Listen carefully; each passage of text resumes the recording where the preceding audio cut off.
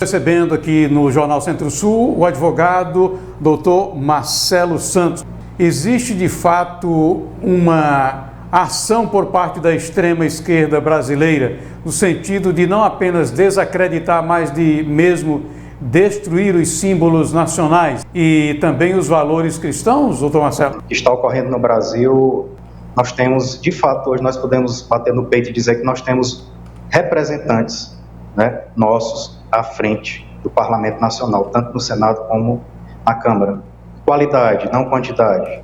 Então, isso nos enche de esperança e a gente parabeniza aqui a todos eles, Marcel Van Hatten, Nicolas Ferreira, senador Girão, com quem eu tive a oportunidade de conviver em Teresina, Magno Malta, Sérgio Moro, General Mourão, dentre outros tantos, graças a Deus. Respondendo a sua pergunta, a gente vê que a grande maioria do povo brasileiro está simplesmente a observar tudo isso, de braços cruzados, deitado em berço esplêndido, apesar de não ter muita intimidade com o hino nacional. Nós tivemos a oportunidade, a felicidade, a alegria, a satisfação de estudar disciplinas, não só de cunho científico, ciências, matemática, mas lembro que aqui mesmo, na nossa infância, adolescência, nós tínhamos a oportunidade de estudar OSPB, Organizações Sociais e Políticas Brasileiras, outra disciplina incrível, chamada Educação Moral e Cívica.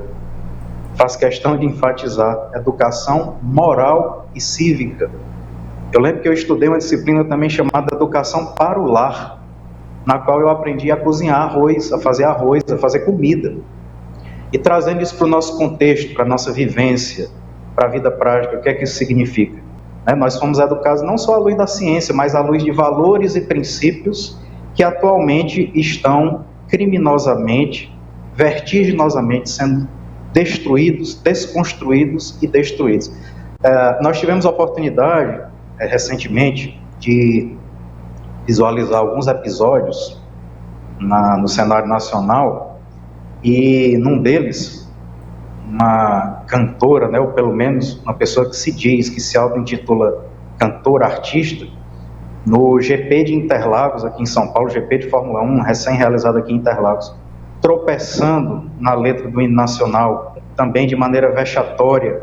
E é incrível, abro aqui mais um parêntese, como essa gestão atual, essa fraudulenta e criminosa gestão atual do Brasil, a todo instante, não é mais nem a todo dia, a todo instante, envergonha a nação brasileira mundo afora. Foi realizado mais um evento holofótico por parte do governo Lula e, lamentavelmente, mais uma vez, o hino nacional foi motivo de escárnio, de chacota, porque tropeçaram não só na letra, mas também na execução, nos arranjos do hino nacional. Veja que coisa impressionante. Então nós aprendemos na escola a respeitar e a alimentar, a reverenciar os símbolos nacionais, a bandeira, o hino nacional, que por sucessivas vezes. Nós vimos também, esta semana passada, já fazendo aqui um paralelo entre as gerações, um grupo de jovens, na sua grande maioria, uma multidão na verdade, acampados, esses jovens, às portas de um estádio de futebol no Rio de Janeiro, para assistir a um show e suportando um calor de quase 50 graus no Rio de Janeiro, a ponto de uma dessas pessoas, pelo menos é o que foi divulgado, uma só, graças a Deus, pelo menos, chegou a morrer devido aos rigores do calor.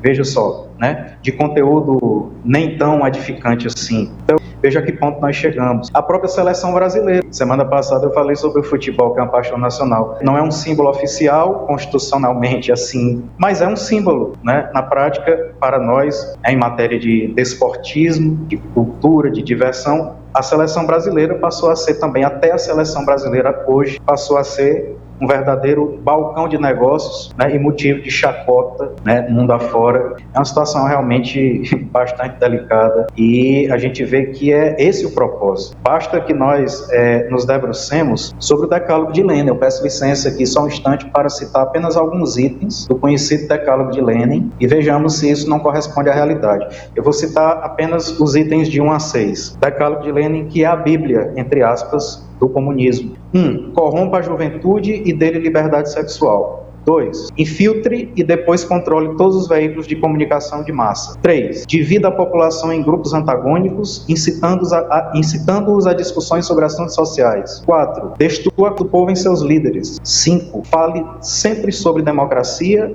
e em Estado de Direito, mas tão logo haja oportunidade, assuma o poder sem nenhum escrúpulo. E o item número 6 é emblemático e ilustra exatamente, contextualizando, reflete na prática que nós estamos aqui a debater. 6. Colabore para o esbanjamento do dinheiro público, coloque em descrédito a imagem do país, especialmente no exterior, e provoque o pânico e o desassossego na população por meio da inflação. Então, diga-me se isto não é o que nós estamos a ver no Brasil neste momento. Quando a gente diz aqui que a nossa geração realmente é uma geração que foi educada sobre bases sólidas, valores e princípios, isso não constitui nenhum saudosismo, nenhuma babaquice, nenhum discurso retrógrado, nada disso. É fato, é uma realidade. De fato, a geração atual é uma geração que requer muito cuidado, e Jesus, nossa grande referência, a maior de todas, deixou muito claro isso há muito tempo, quando ele disse: esta geração é uma geração má, ela busca um sinal, mas nenhum sinal lhe será dado, a não ser o sinal de Jonas. Isso está em Lucas 11:29. Então vejamos, se naquela época Jesus já fazia esse alerta, imaginemos hoje, uma geração que não reconhece o sinal de Deus, que vive na maldade, na hipocrisia, uma geração que cria suas próprias mazelas, como dizia o Nietzsche, né? O homem moderno é um homem que faz escolhas autodestrutivas, é uma geração corrompida, uma geração sugestionável, que pensa que é amada, mas no fundo é massa de manobra, né? É utilizada como cobaia a serviço dessas pessoas que não buscam outra coisa, senão o poder. Então, isso é lamentável, como disse o senador Magno Malta. É possível a sociedade reagir a esse tipo de destruição dos valores, dos bons costumes? Como a sociedade pode reagir? Eu só posso acreditar que toda essa estratégia de destruição, de desconstrução de valores, de princípios, isso é intencional. Essas afrontas ao hino nacional, esses tropeços na letra do hino nacional, na execução, essa questão do vilipêndio à bandeira nacional e a outros símbolos, isso é intencional. A intenção mesmo é banalizar, é desconstruir, é tornar todos eles, retirar-lhes esse conteúdo de valor, essa essência. A gente precisa realmente, individualmente, a começar de cada um de nós, acima de tudo, orar bastante, confiar em Deus e, acima de tudo, por exemplo, não basta só querermos, é preciso que nós tenhamos também atitude, e o mínimo que nós podemos fazer no nosso dia a dia, no nosso cotidiano, é alimentar uma postura, uma conduta coerente.